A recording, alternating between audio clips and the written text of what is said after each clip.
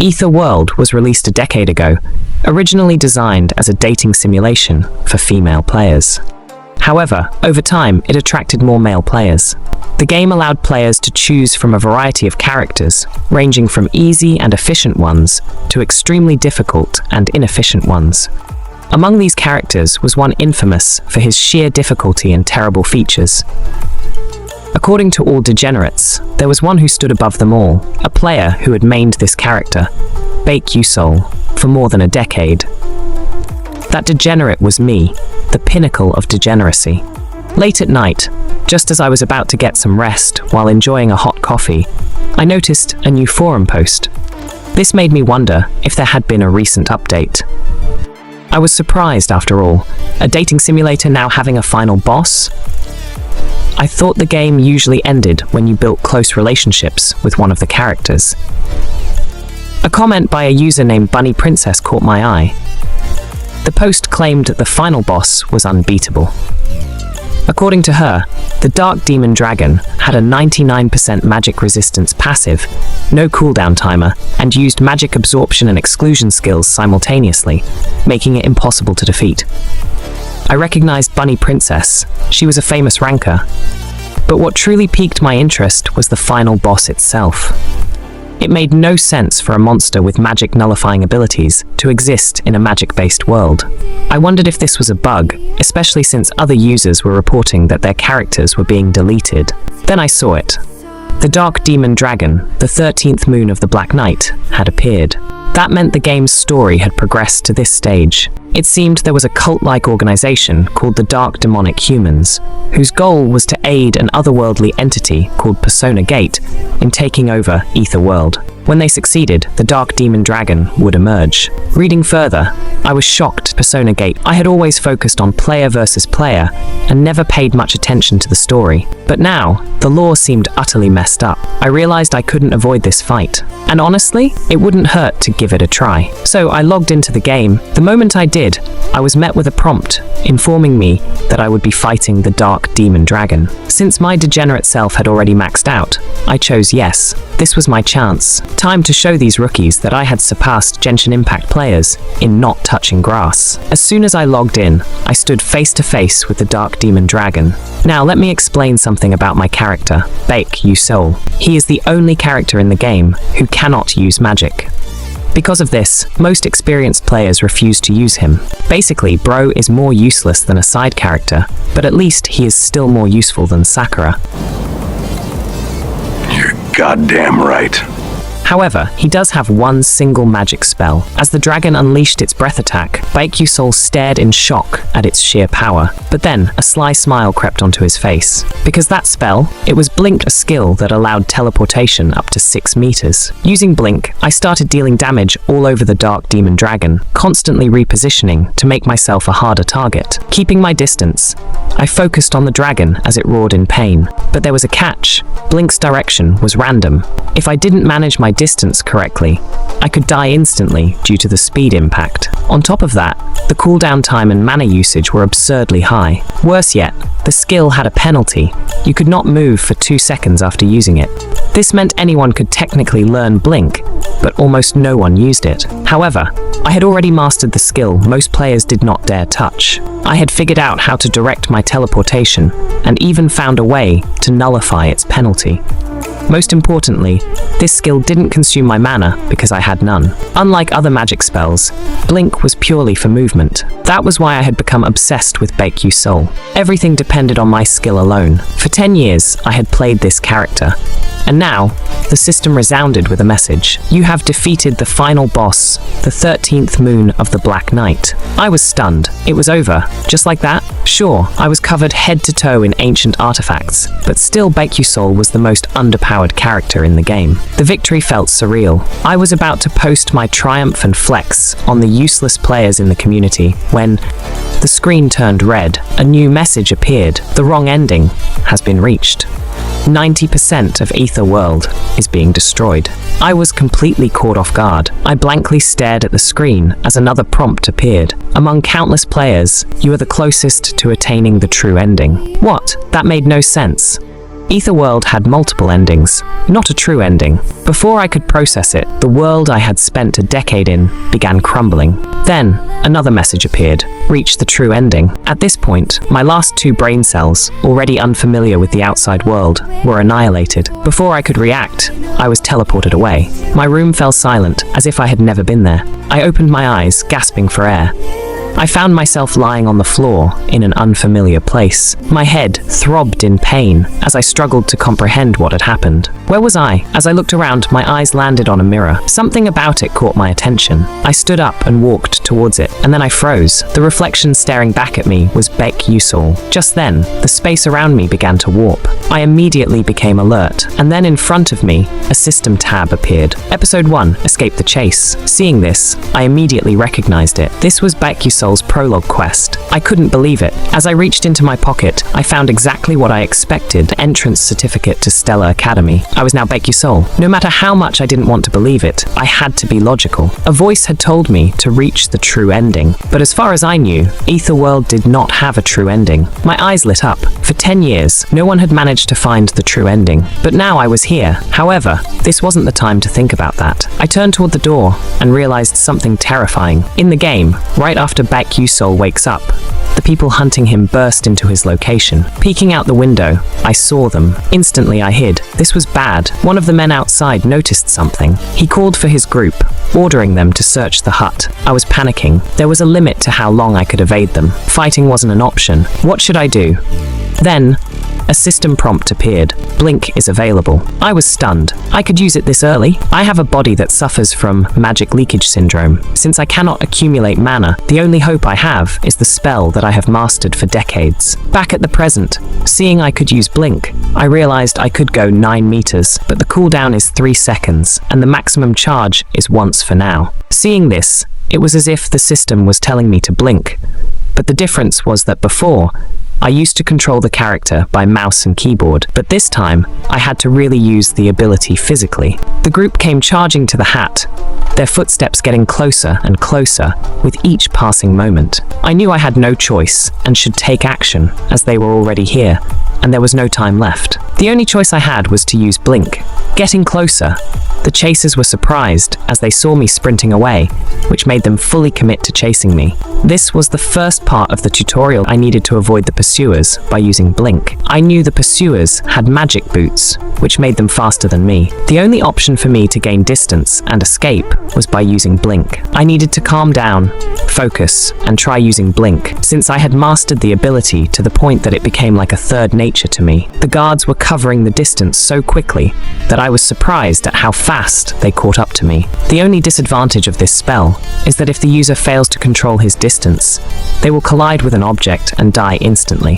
However, before I could process my thoughts, one of the pursuers had caught up and was swinging his sword down, aiming for my head. If I used Blink in a different way than many are used to, as I gained 1 meter distance from the pursuer plus an extra boost from using Blink, I was surprised and happy that it worked. The rest of the pursuers were shocked that I had used Blink, claiming that I was a mage. The brown-haired man told his men not to falter, as if one uses Blink, they are usually stunned for 2 seconds. But he was surprised that I was not affected by the Blink stun effect and was still running away, gaining even more distance. I didn't dare delay or reduce my speed, but maintained or increased it. I cautioned myself as ahead was uneven terrain, and I needed to use it to my advantage. Since the majority of the players who could not learn to control Flash at this stage would not be able to make it to the next episode, in reality, 99% of the players who played Baek Yusol were unable to pass this tutorial, and even the 1% were unable to surpass the obstacle of understanding blink distance control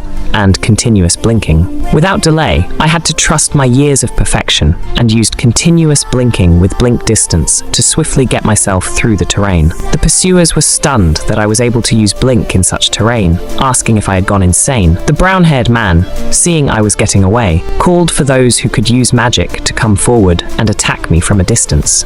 3 figures stepped forward, hitting a pose as if they were Power Rangers. Seeing them, I pondered if they were trying to use magic, since they could not get through. This was the second part of the tutorial tutorial to use blink to avoid the magic arrows. This was going to be a problem for me, as in the game, I was able to see everything behind me since I was playing on a monitor with a clear view of my character. But now, it was a completely different story.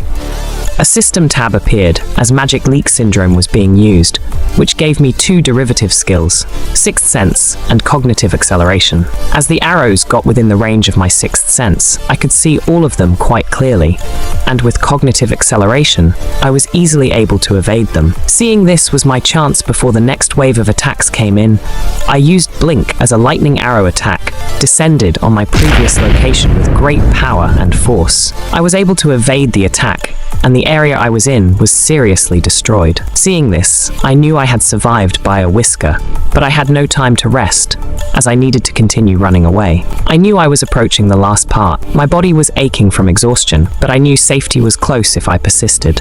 It was the 3rd tutorial, which was crossing a canyon while using Blink. I knew the only way to cross was to control the blink distance perfectly, and after that, I would be able to meet up with some passing mages and end the tutorial. In order to succeed, I needed to cancel my blink spell, which occurs at 0.1 seconds, at the perfect time. If I failed even once, this would be my grave, and my story as the greatest blink player would be buried with me. Counting, I realized there were about 20 floating boulders, and cancelling each blink at 0.1 seconds was easier said than done. This made me ponder which entity brought me here and made me do this. If I am being real, that was not the problem. The main problem was right in front of me, as my pursuers had caught up with me. He is right there. One of them spotted me, period.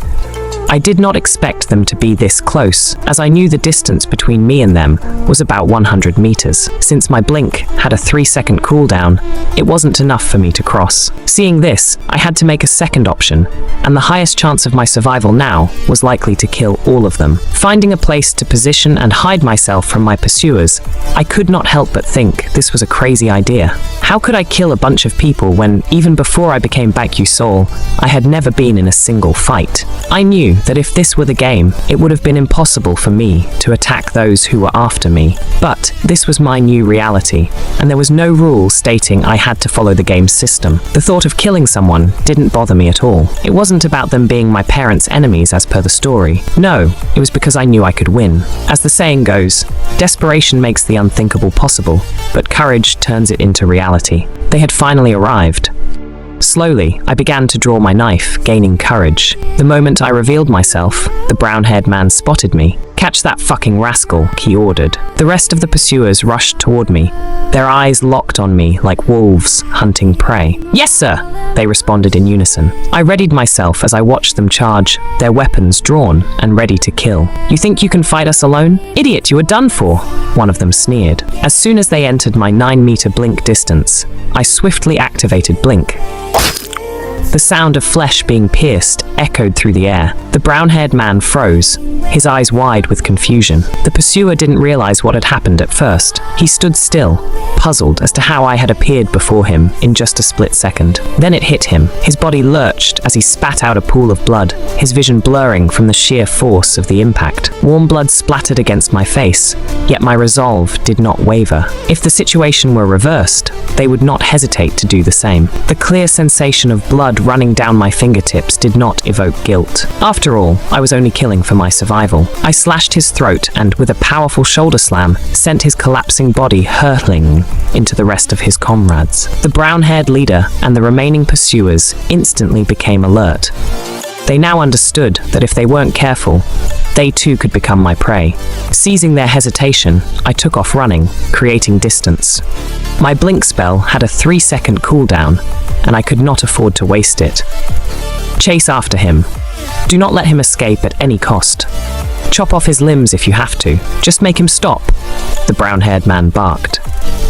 I had dealt with one of them, but I could not use the same trick twice. They were on high alert now. However, suddenly, everything fell eerily silent. Had they given up on the chase? I forced myself to halt as I spotted them ahead of me. They had not stopped. They had used magic. My senses screamed at me to dodge, but before I could react, I felt something restricting me. "Do it now," the brown-haired man ordered. The mage wasted no time, chanting an incantation before unleashing a massive fireball in my direction. Panic set in.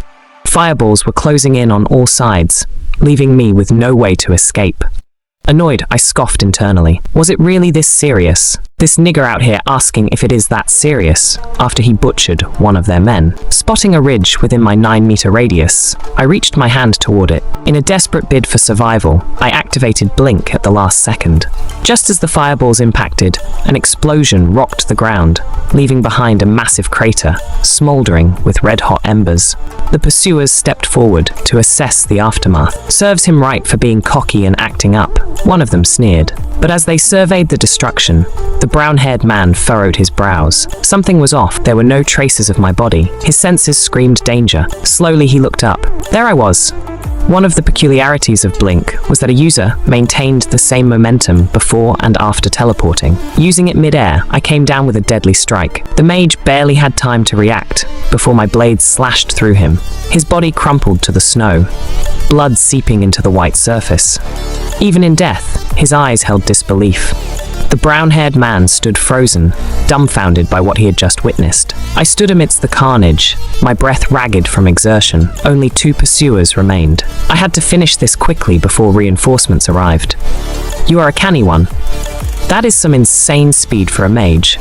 Who the hell are you? The brown-haired man questioned. I wiped the blood off my face, my expression calm yet filled with malice. Indeed, my reaction speed was far beyond that of even professional gamers. But that was only in the game. I knew I couldn't keep dodging their attacks forever, especially at close range. I needed to end this quickly. The brown-haired man's expression turned vicious. I understand your fighting style now, he declared, readying his sword in a battle stance. You rely on Blink and go for the kill with a dagger. As long as I protect my neck and face, you will not be able to touch me. His sword began to glow bright blue, enchanted with magic. Bring it on, he roared, chanting Ice Wall to create a barrier between us. The moment I entered my Blink radius, I activated the spell. Seeing the ice wall forming directly in front of me, he smirked. I have caught you this time. You won't escape. But he was wrong. Brown-haired man realized too late that I had not been aiming for him. I had changed directions mid-blink, swiftly slicing the throat of his remaining teammate instead. His face twisted in shock. He never expected me to target his underlings first. Earlier, you kept running like a fucking rat. Who would have thought you would actually fight back? He snarled. You helped me get better at it, I replied with a sly smile. His rage erupted. You shouldn't get cocky, just because we went easy on you. This time, I will kill you for real. I swiftly moved, charging at him with the spear of the man I had just slain. With all my might, I hurled it like a javelin straight at him. The brown-haired man was taken aback. He assumed I was using it as a distraction, planning to attack from the side. I won't fall for your tricks, he yelled, blocking the spear and turning to guard his flank. But I wasn't there. Dumbfounded, he realized he had been tricked. Spinning back to face me, he was too slow. My blade pierced his heart. His eyes widened in disbelief as he gasped, struggling to process what had just happened. And just like that, Episode 1, Escape Your Pursuers, came to an end.